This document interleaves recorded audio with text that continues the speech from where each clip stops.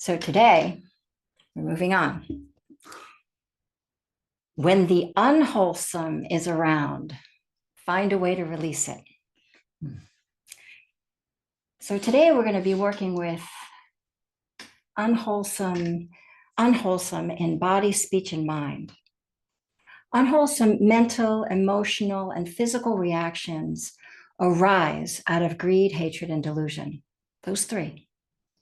These three are also referred to as the three poisons. They are what fuel the hindrances. Now, some of you may know that. They're mental afflictions or kleshas of desire, ill will, sloth and torpor, restlessness and worry and doubt. The three poisons also fuel our bad moods, our angry words, our negative self-talk, our mindless moments, and our unskillful actions. There are many roads that lead to the unwholesome. We may habitually run our own negative soundtrack in our head. We may just be in a bad mood, woke up on the wrong side of the bed, or someone else may have had a hand in it. We may have just had a difficult conversation with a friend that leaves us stirred, worried, upset. We may feel impatient because we're in a rush. We may respond to physical pain or to our bodies with anger, despair, or frustration. Maybe reading or watching the news leaves us feeling discouraged, fearful, and enraged. We may feel justified and righteous in our anger, which only fuels the fire while the anger wreaks havoc on us. Afflictive mind states are stressful for the whole of the system. The body is implicated in everything the mind does. When we are upset, when someone or something makes our blood boil, look out. The expression says it all. Adrenaline and cortisol are coursing through our veins. In the moment, we may feel empowered, but that anger, that's exacting a price on our body, nobody else's. Unwholesome mind states are corrosive. Whatever the cause, once the unwholesome thoughts and emotions are swirling in us, it becomes our job to tend to them and to tend to how we feel wisely and kindly. So once again, the first order of business is noticing that an unwholesome mind state is present. We don't do anything different unless we notice its presence. We can't. But noticing isn't always so easy when, for example, the usual soundtrack in our mind is judgmental and critical. Because it's so ubiquitous, so familiar to us, that we can easily miss it or dismiss it.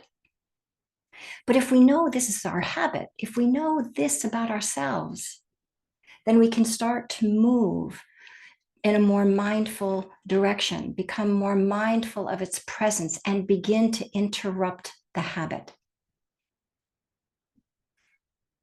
It can also be hard to see these mind states when we are actively in them.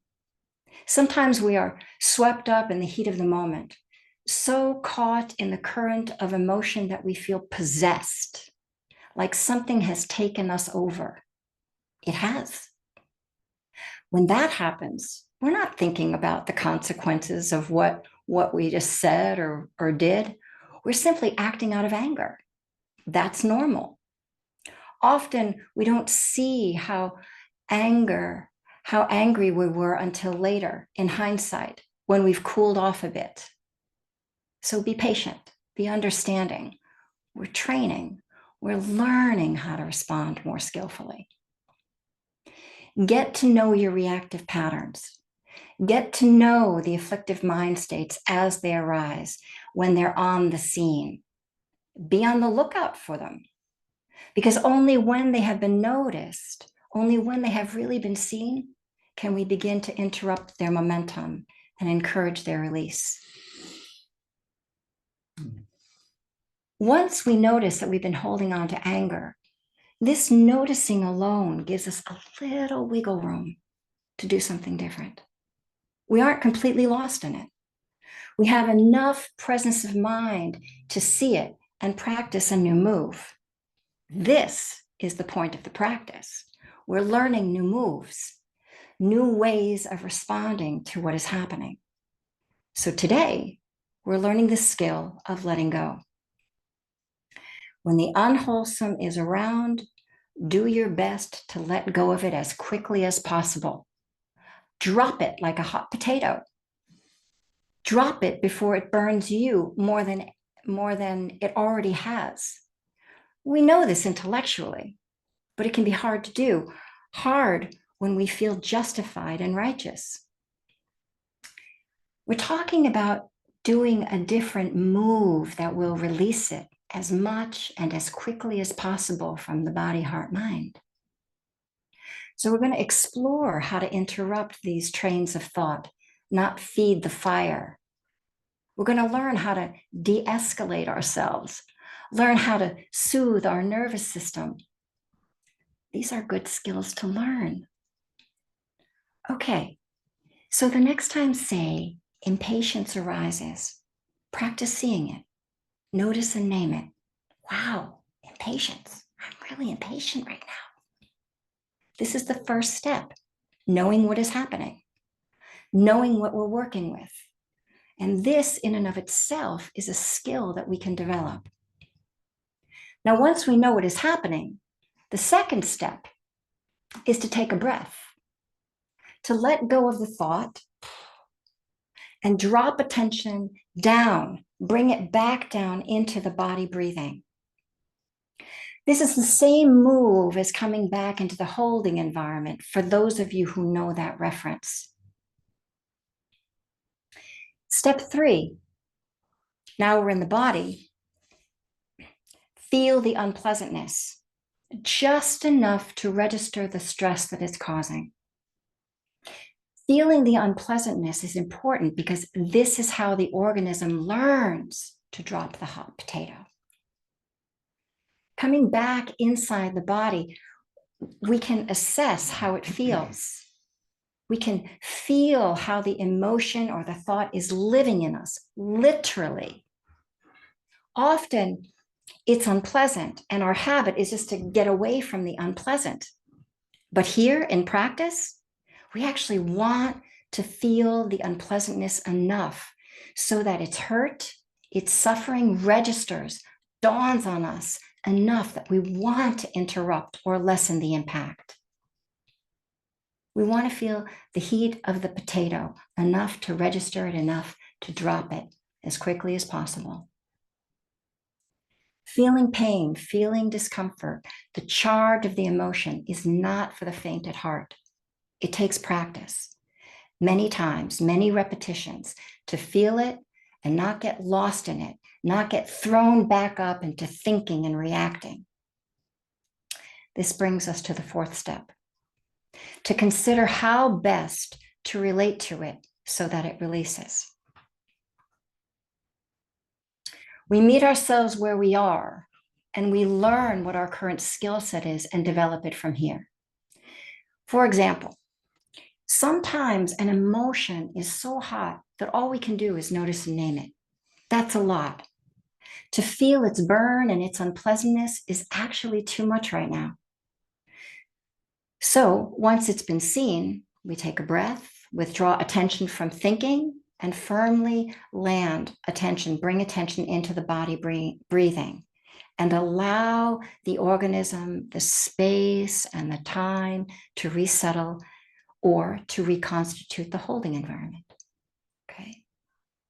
This is good practice, just this. We're doing damage control. We're not letting the fire burn. Each time the mind tries to pull us back up into the story, we notice, we deliberately unhook from that, and we tether attention to the breath to the body, and we feel the body breathing. We just come back into the body breathing.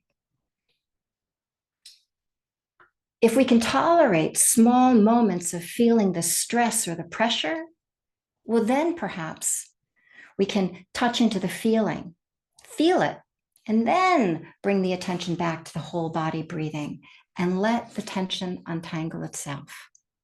Repeat this as many times as is needed. Toggle between the tension and then just noticing the feeling of the whole body breathing. It will unwind on its own.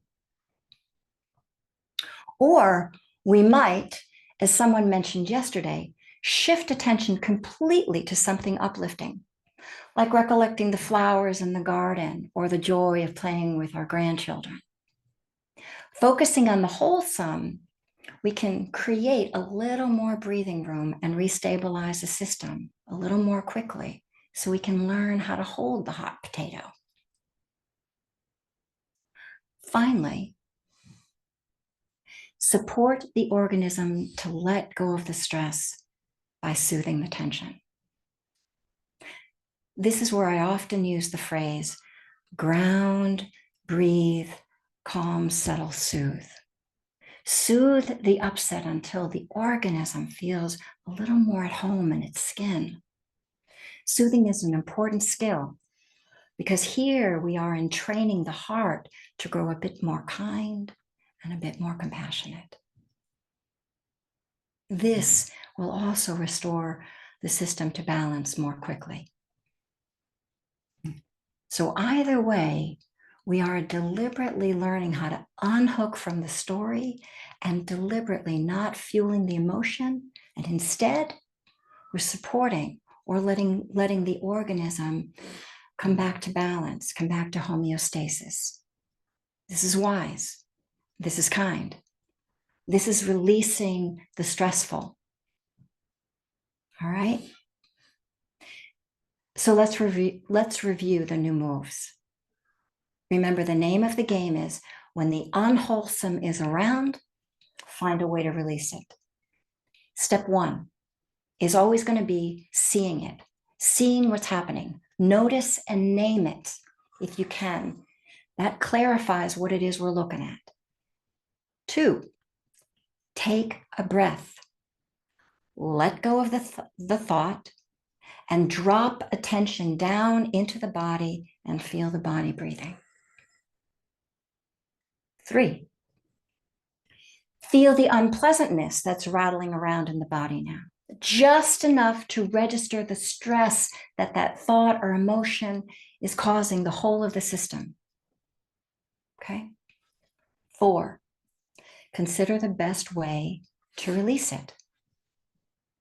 Perhaps it's moving attention between the feeling of stress and coming back to feeling the whole body breathing or sensing the holding environment. The second possibility, or the second move, is to soothe the upset. Soothe the upset as you would soothe a child. We know this. Ground, breathe, calm, settle, soothe. They're there, my darling. This too will pass. Soothe the upset until the organism feels a little more at home in its skin. All right. We can do this. We can do this. It's for our welfare to keep practicing letting go of the unwholesome mind states both on and off the cushion. So this is what we're going to encourage you to play with today. All right? Thank you for your kind attention.